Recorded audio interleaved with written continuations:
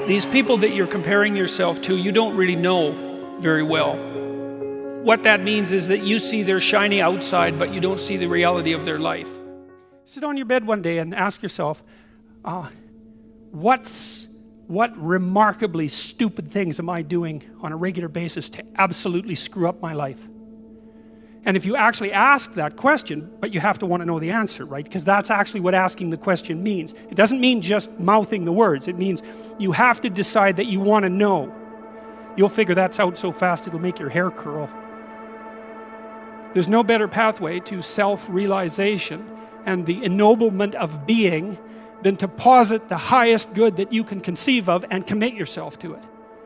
And then you might also ask yourself, and this is definitely worth asking, is do you really have anything better to do? And if you don't, well, why would you do anything else? If you orient yourself properly and then pay attention to what you do every day, that works. And I actually think that that's in accordance with what we have come to understand about human perception, because what happens is that the world shifts itself around your aim. Because you're a creature that has an aim. You have to have an aim in order to do something. You're an aiming creature. You look at a point and you move towards it. It's built right into you. And so you have an aim. Well, let's say your aim is the highest possible aim. Well then, so that sets up the world around you. It organizes all of your perceptions. It organizes what you see and you don't see. It organizes your emotions and your motivations.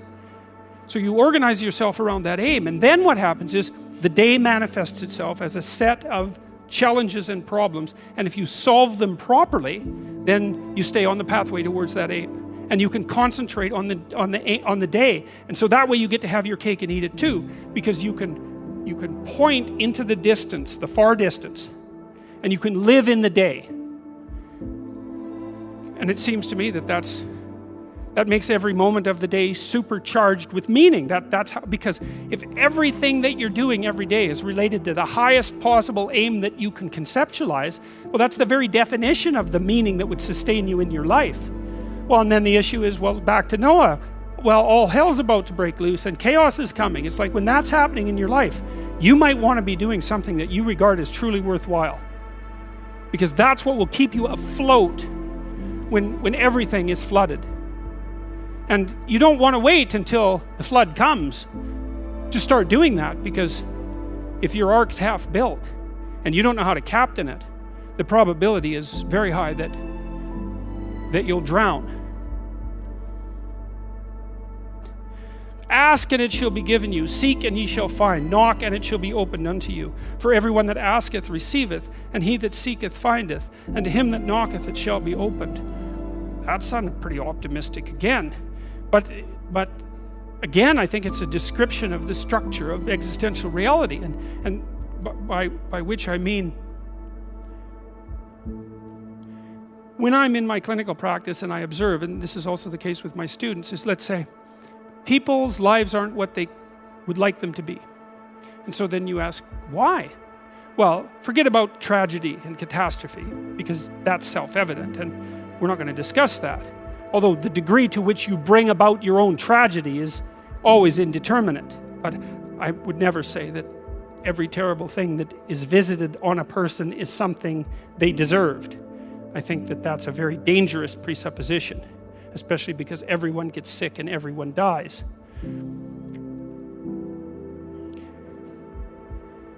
But one of the main reasons that people don't get what they want is because they don't actually figure out what it is. And the probability that you're going to get what would be good for you, let's say, which would even be better than what you want, right? Because, you might be wrong about what you want easily. But maybe you could get what would really be good for you. Well, why don't you? Well, because you don't try. You don't think, okay, here's what I would like if I could have it. And I don't mean in a way that you manipulate the world to force it to deliver you goods for status or something like that. That isn't what I mean. I mean something like, imagine that you were taking care of yourself like you were someone you actually cared for. And then you thought, okay, I'm caring for this person. I would like things to go as well for them as possible. What would their life have to be like in order for that to be the case? Well, people don't do that. They don't sit down and think, all right, let's figure it out. You've got a life. It's hard, obviously. It's like 3 years from now, you can have what you need. You got to be careful about it.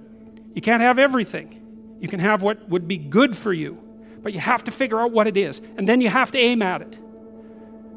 Well, my experience with people has been if they figure out what it is that would be good for them, and then they aim at it, then they get it.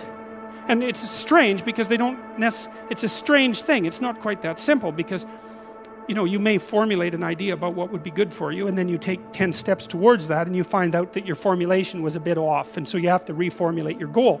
So you're kind of going like this as you move towards the goal. But a huge part of the reason that people fail is because they don't ever set up the criteria for success. And so since success is a very narrow line and very unlikely, the probability that you're going to stumble on it randomly is 0. And so there's a proposition here, and the proposition is, if you actually want something, you can have it.